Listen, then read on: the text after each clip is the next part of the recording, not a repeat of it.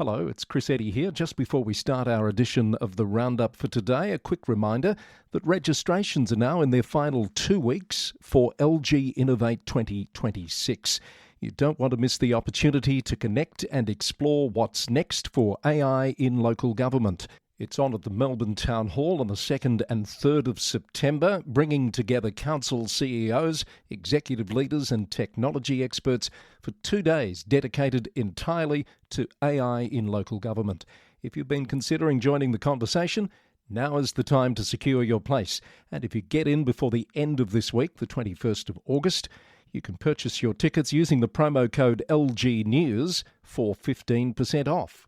Head to davidsonwp.com/LG-Innovate-2026 for all the details. Coming up, 100 days out from a state election, and the list of councillors running for state parliament continues to grow, as does the list of councils unhappy with the Victorian Government. ALGA welcomes an extension to Commonwealth Home Support Program contracts. The death of 4 dogs prompts calls for a council GM to resign. Another new CEO appointment in Queensland as a Tasmanian Council GM is set to leave.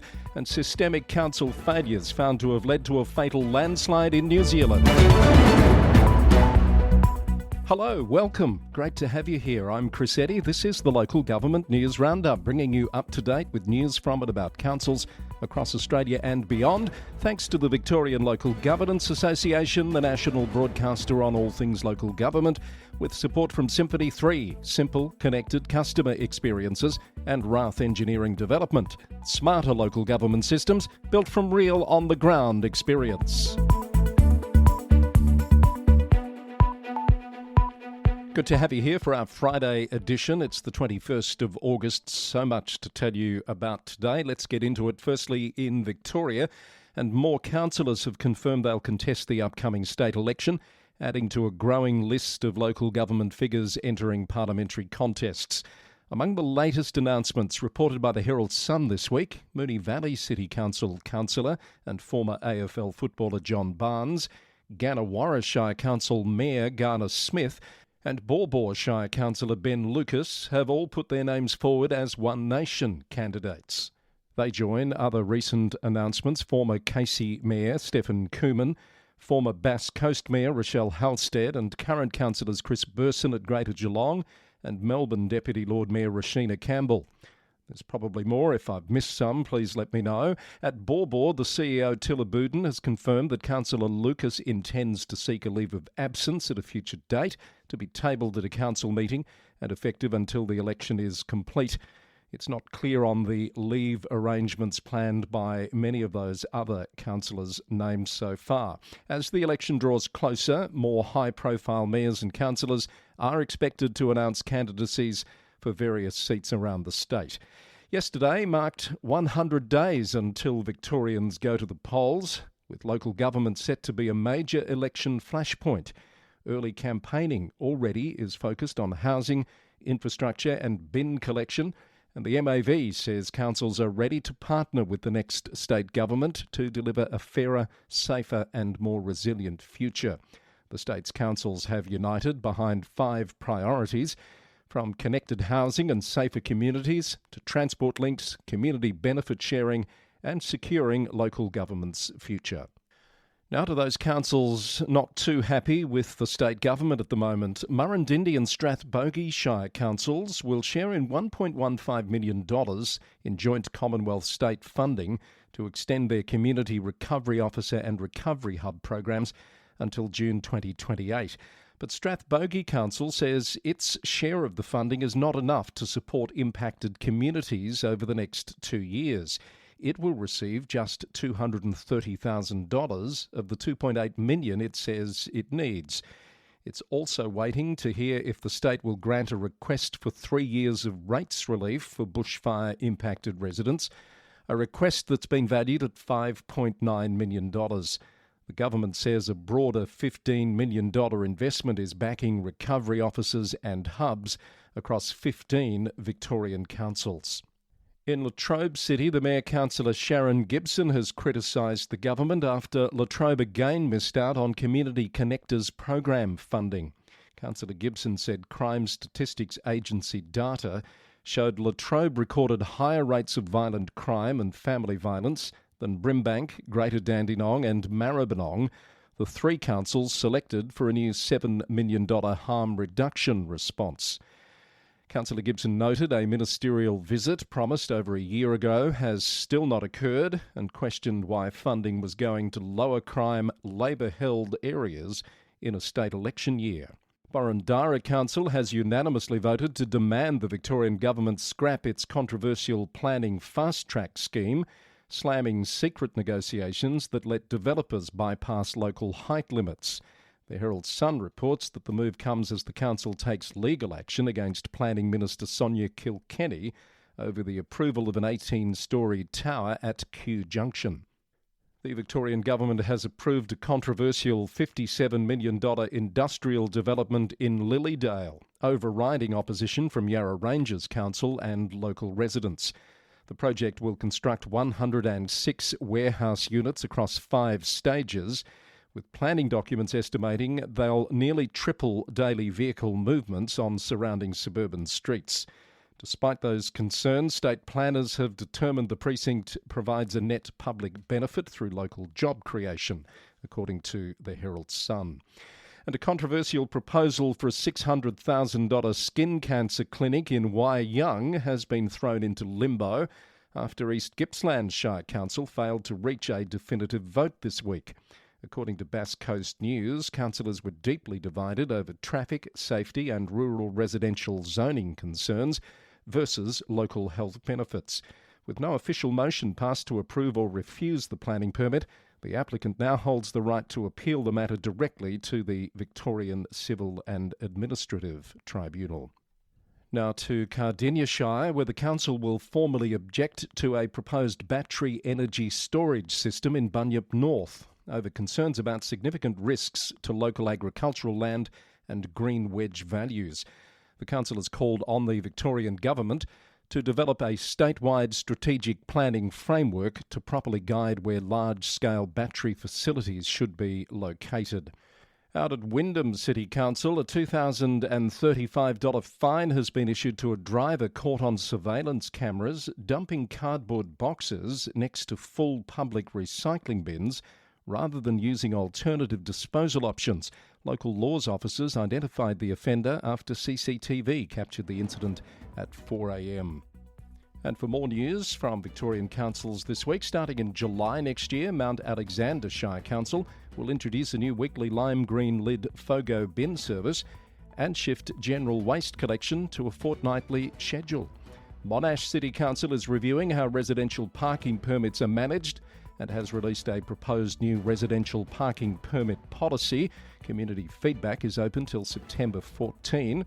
Hobsons Bay City Council is advocating for both major political parties to commit $13 million toward restoring the historic community-focused Williamstown Mechanics Institute building, which has sat abandoned since 2018.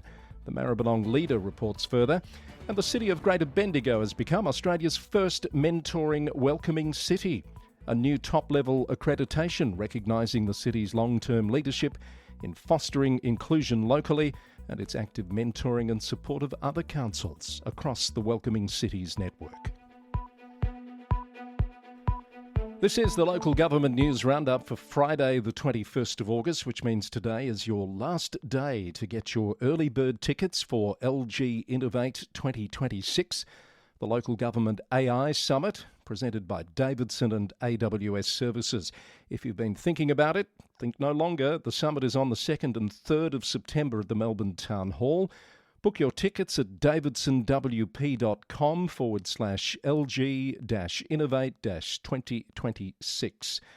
If you can't remember that, it's in the show notes on our website, but do remember to use the promo code LGNews to get your discount. The Australian Local Government Association has welcomed the federal government's decision to extend Commonwealth Home Support Program contracts until June 2029 and to keep the program standalone, saying it gives vital certainty for older Australians and providers. But ALGA says the extension doesn't fix deeper problems, warning councils still face inadequate cost recovery, workforce shortages, rising delivery costs and growing regulatory burden. The group is urging the government to include local councils in designing the long-term future of CHSP and to deliver sustainable funding beyond 2029. In New South Wales, the General Manager of Wagga Wagga City Council is facing calls to resign after 4 dogs were found dead at Wilkes Park.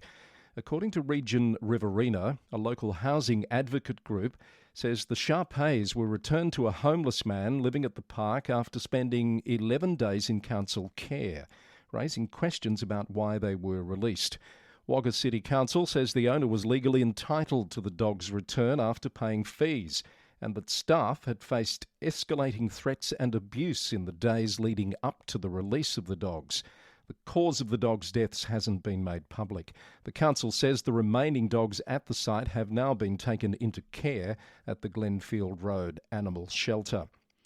Well, councils across New South Wales that elect their own mayor are being reminded to prepare for mid-term mayoral elections next month.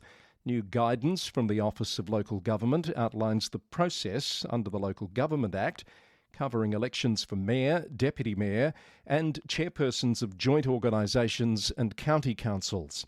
Open ballots can be conducted by audio-visual link, but ordinary and preferential ballots are secret, requiring councillors to attend in person.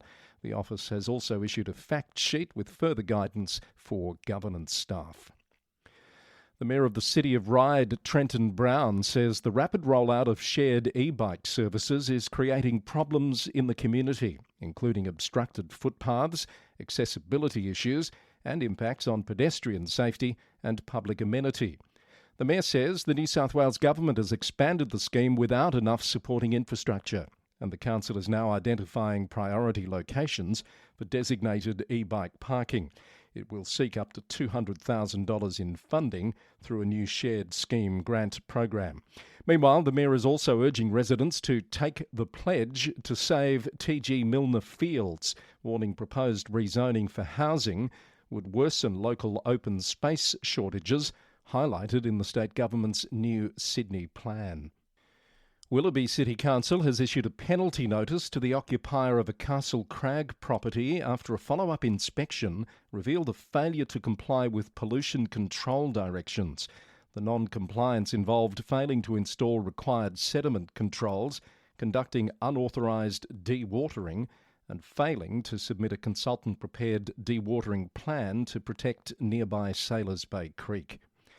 Albury City Council has announced it will cease providing out-of-school hours care at 2 schools from late September. It says the decision follows workforce attraction and retention challenges, child safety considerations and growing regulatory obligations. Bega Valley Shire Council has voted to transition operational responsibility for Marimbula's Twyford Theatre Complex to Council, following a formal request from the venue's board amid ongoing financial pressures. The decision leaves $333,000 from an outstanding council loan integrated into municipal oversight. While councillors accepted operational management, they rejected a secondary request to return a prior $37,000 loan repayment, according to Power FM Bega Bay. Meanwhile, the South Coast News reports that Bega Valley Shire Council has proposed increasing building height limits in Marimbula's CBD to stimulate redevelopment and tackle a projected housing shortfall. Under the proposal, maximum height caps would rise in targeted areas, allowing some developments to reach up to 19 metres, while key heritage and flood-prone sites will remain protected. At Lismore, the City Council has reached a key disaster recovery milestone, completing the first 10 repairs under its $14.5 million landslip restoration package. Jointly funded by state and federal governments, the works form part of a broader program addressing more than 60 flood-damaged sites across the local government area.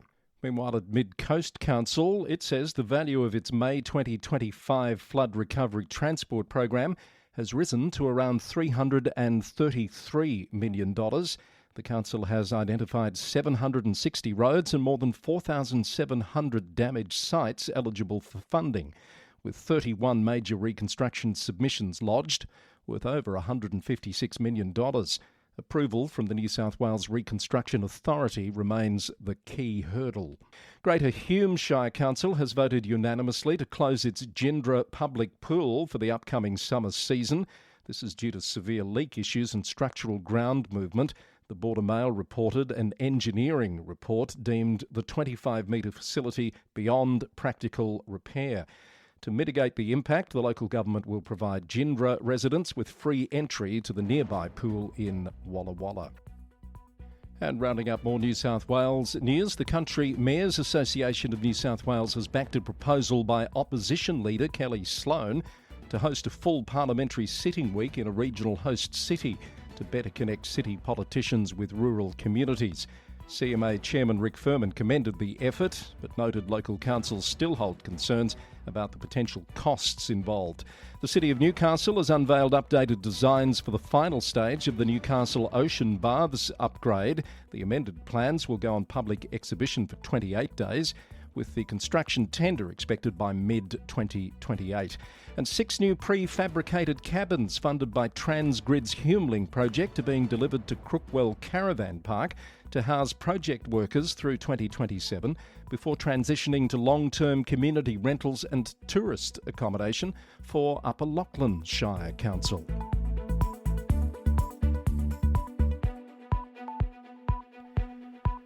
The Local Government News Roundup is brought to you in part by the Victorian Local Governance Association, which has developed its Year 2 Councillor Professional Development Program with councillor needs, cost and time efficiency in mind. And in Year 2, the VLGA is offering flexible delivery options, from fast-paced 1-hour online modules to more intensive half-day sessions that allow participants to take a deeper dive into key aspects of the councillor role.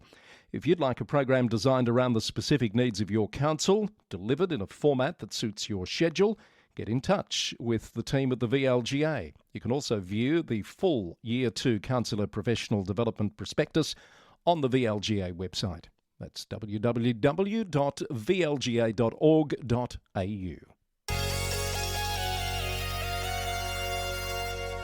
Now to Queensland, and Lockyer Valley Regional Council is the third council this week to announce the appointment of a Chief Executive Officer. Nick Hauser is the new CEO there. He'll be taking up the role on the 6th of October, following a council resolution this week. Mayor Councillor Tanya Milligan said Mr Hauser brought more than 20 years of local government experience and strong ties to the region, having grown up in Helidon and Gatton. He's been at the Toowoomba Regional Council for, by my count, about 17 years, according to his LinkedIn profile. Mr Hauser succeeds Scott Greensill, who resigned in May. And Lockyer Valley and Somerset Regional Council have been forced to dissolve their shared regional water company due to a state government approval oversight. The Courier Mail reports the councils will replace the initial structure with a new company limited by guarantee to retain local government oversight. The administrative restructuring requires transferring existing customer contracts while maintaining progress towards the wider $650 million recycled water scheme. In a tight 5-4 vote, Redland City Council has approved a leave of absence for Mayor Jos Mitchell, extending her medical leave until late October.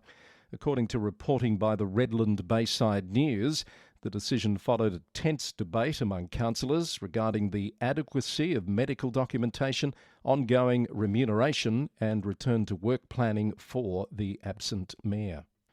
Townsville City Council says an average of 5 dogs a day are being collected from streets after escaping their homes, with almost 1,800 loose dogs picked up in the past 12 months. Division 7 Councillor Kurt Reibine said most owners did the right thing, but roaming dogs remain a growing problem, straining ratepayer-funded services and posing risks to people and other animals. So far this year, Council has issued 19 off-leash fines, 7 for wandering dogs and 90 for ineffective enclosures. Councillor Reibine says repeat offenders are a particular concern. And Burdekin Shire Council has launched the Burdekin Employment and Skills Development Network, funded under the Regional Drought Resilience Plan. It's bringing together local employers, training providers and community groups to address regional workforce shortages and create career pathways for local youth. From Tasmania, Dorset Council has announced that General Manager John Marrick will conclude his tenure in mid-November. Mr Marrick joined the council in 2017 as Director Corporate Services and was appointed GM in late 2022. He says the decision was made for himself and his family to prioritise his health and well-being.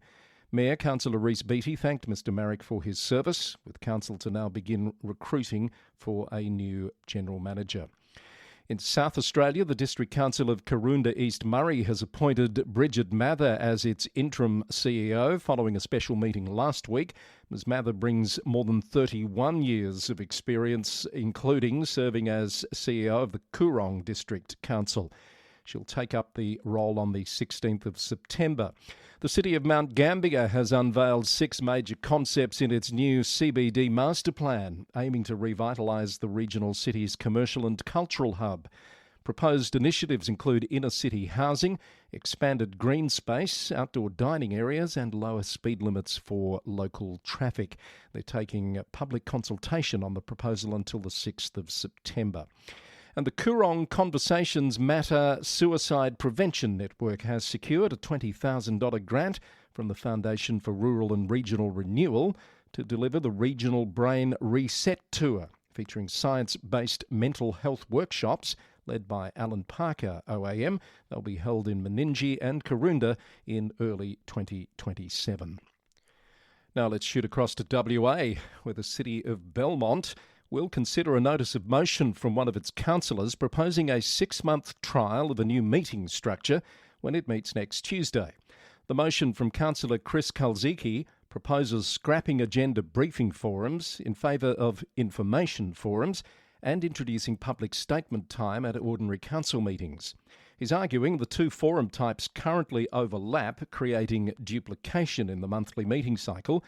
He thinks a simplified structure could improve efficiency while still giving the community a new avenue to address the council. Officers have recommended against the trial, advising council instead to retain its existing meeting cycle format and procedures. 3 candidates have officially nominated for the upcoming extraordinary election to fill a vacant seat on the City of Rockingham Council.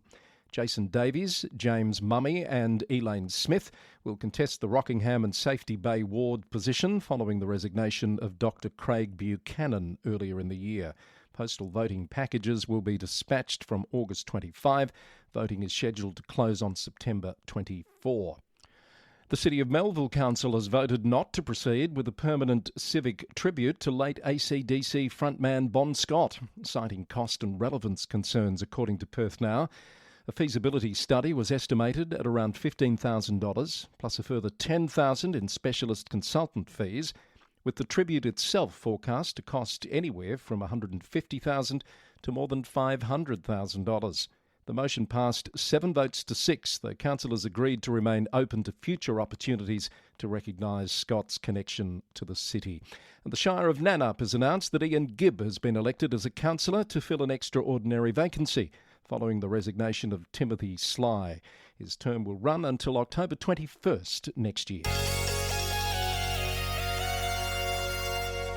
It is time for some global news, and we're going straight across to New Zealand, where a damning independent review into January's fatal landslide at the Mount Maunganui beachside holiday park has found the tragedy was preventable. It's identified systemic failures within Taronga City Council spanning more than 2 decades. The council commissioned the external review immediately after the landslide at the council-owned and operated holiday park, and it released the external review report to the public this week. Retired High Court Judge Paul Davison, KC, found consultants had flagged the landslide hazard repeatedly since the early 2000s, but warnings were never escalated, recorded or acted on. 6 people died when the slope above the council-owned campground failed during record rainfall on the 22nd of January. Mayor Mahi Drysdale has apologised to victims' families and accepted all of the review's findings and recommendations. And former Mayor Stuart Crosby told RNZ News that warnings about the landslide risk never reached him in his 12 years at the helm. According to a report from Stuff, Tauranga MP Sam Ufendel says the findings are unforgivable and that a huge question mark now hangs over the Chief Executive, Marty Grenfell's future. Mr Grenfell said he was never told of any risk to life at the site in his 8 years leading the organisation, and he intends to remain in the role to drive the response. The police, the coroner, WorkSafe and a separate government inquiry are all still underway. The chair of the government's inquiry says the council's conclusions will be considered, but it would reach its own conclusions and recommendations in due course. Now to the illegal dumping scourge in the UK. The Guardian has reported on Prime Minister Andy Burnham's pledge of a new national drive to tackle toxic waste. He's promising tougher enforcement alongside clean-up, including higher fines and AI-powered drones to catch illegal dumping as it happens. The government will use taxpayer funding to clear 3 major illegal waste sites in West Yorkshire, Surrey and Kent as part of a wider crackdown on rogue dumpers and organised waste crime. Mayors in Greater Manchester and West Yorkshire will be asked to coordinate agencies as part of the increased efforts. 2 Green councillors have quit the Liberal Democrat-led coalition running Huntingdonshire District Council, leaving the authority without a majority. The BBC reports that they've lost confidence in the administration, citing concerns over how proposed redevelopment plans involving building homes on council-owned car parks have been handled. Cornwall Council has reportedly asked the UK government for permission to put Cornish alongside English place names on new and replacement road signs. They say it would promote the language and local pride at no extra cost. The Department for Transport says it supports Cornish, but road sign rules are strict for safety and any change would need new legislation and a public consultation. And the Council of Europe's anti-corruption body is calling on the UK to strengthen integrity training and enforce clearer sanctions for local councillors following a review of local government safeguards. Local Gov reports that while praising existing anti-corruption measures, the watchdog has issued 6 recommendations to improve transparency around lobbying, gifts and local auditing. To the US, where police in Michigan have launched an investigation after members of the Marshall City Council received credible death threats regarding a proposed data centre project. News Channel 3 reported the threats followed a unanimous decision by local elected officials to implement a 1-year moratorium on new developments to review municipal ordinances. City leadership confirmed that extra security measures are currently being evaluated for upcoming local government meetings, while a police investigation continues. Albuquerque City Council in New Mexico has failed to override the Mayor Tim Keller's veto of a proposed charter amendment, according to the paper. The measure aimed to strip mayoral control over the city attorney and city clerk, but it fell 2 votes short of the required supermajority following concerns over drafting errors that would have created an independent branch of local government. Supporters plan to redraft the proposal to clarify administrative oversight and strengthen governance structures ahead of future legislative sessions. In California, a Stockton City Council candidate, Desiree Lynch, has been arrested on a felony warrant alleging election-related offences. Prosecutors claim she falsely declared residency and committed perjury in voter and candidacy filings. RecordNet reported that Lynch was later released on bond. She says she's staying in the race against the incumbent and is due back in court in early September. And finally to Canada, where the Ontario and federal governments have announced a joint $1 billion investment in housing-enabling infrastructure, targeting municipalities that refrained from charging development fees on new residential builds. While the funding was welcomed by former Association of Municipalities of Ontario President and Village of Westport Mayor Robin Jones, Municipal World reported that big city leaders are pressing the province for broader action on social issues. And a new survey by the Federation of Northern Ontario Municipalities says small towns across northeastern Ontario are increasingly struggling to recruit and keep staff, with 94% reporting difficulty attracting qualified candidates. Municipal leaders say they're being outbid by mining and other public sector employers, forcing many communities to raise wages and call for more training, benchmarking and long-term planning to ease the labour crunch. More on that story from CTV News. And that's where we draw the line for this edition of the Roundup. And for this week, it was edition number 631 for Friday the 21st of August. If you have comments or feedback, you can send an email to lgweeklynews@gmail.com, and you can find out more about the episode, including all the story links, at lgnewsroundup.com. We couldn't bring you the program without the support of the Victorian Local Governance Association, the national broadcaster on all things local government, or from Symphony 3, simple, connected customer experiences, or from Rath Engineering Development, smarter local government systems built from real on-the-ground experience. And I'm grateful also for the support of LG Innovate 2026, the AI Summit for Local Government, 2nd and 3rd of September in Melbourne. Details at davidsonwp.com. This podcast is recorded in the city of Greater Geelong, Victoria, on the land of the Wadawurrung people of the Kulin Nation. Have a great weekend. We're back on Monday with more news. Until then, thanks for listening and bye for now.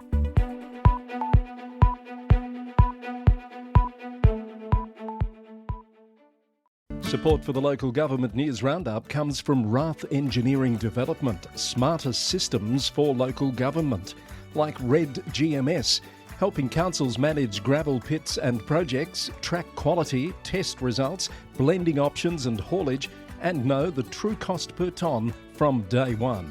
Rath Engineering Development can give you a one-off report that uses your existing pit data to pinpoint the best gravel sources for your next resheeting program or disaster restoration works, saving your council time and money. For local government systems built from real on-the-ground experience, talk to the team at Rath Engineering Development. Head to rathed.com.au to find out more.